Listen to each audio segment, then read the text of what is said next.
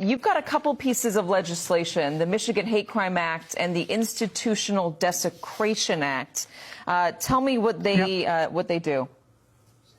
Yeah, those were the bills that I passed in my first term. I'm now in my second term to take on hate crimes. This is, I campaigned in this community of West Bloomfield on combating hate crimes, on taking on, political violence. And the idea that this has now happened at my synagogue in my hometown is simply my worst nightmare. To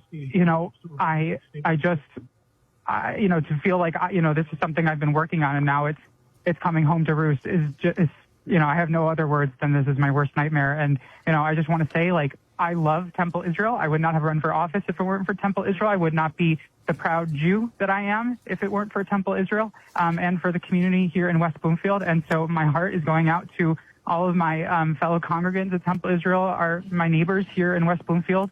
And I'm so thankful that no one was hurt. But I want to really hone in on this question of anti-Semitism, because I think it is really, really important that this is something that is not stuck in the 1930s. This is something that is live. It is rising. It is increasing. We can no longer say that this is, the threat of rising anti-Semitism. It is a crisis point in the United States and globally. And, I have seen, a lot of rhetoric blaming Jews for the war in Iran. Let's be quite clear.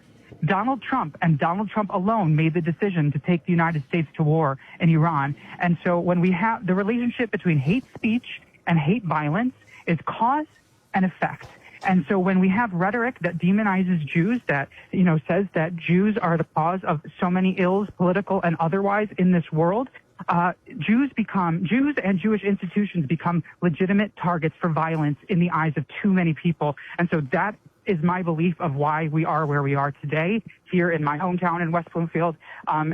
Just a few days ago in Baltimore, in Toronto, there were 2 synagogue attacks this week in Liège, Belgium. This is metastasizing across the United States and across the country.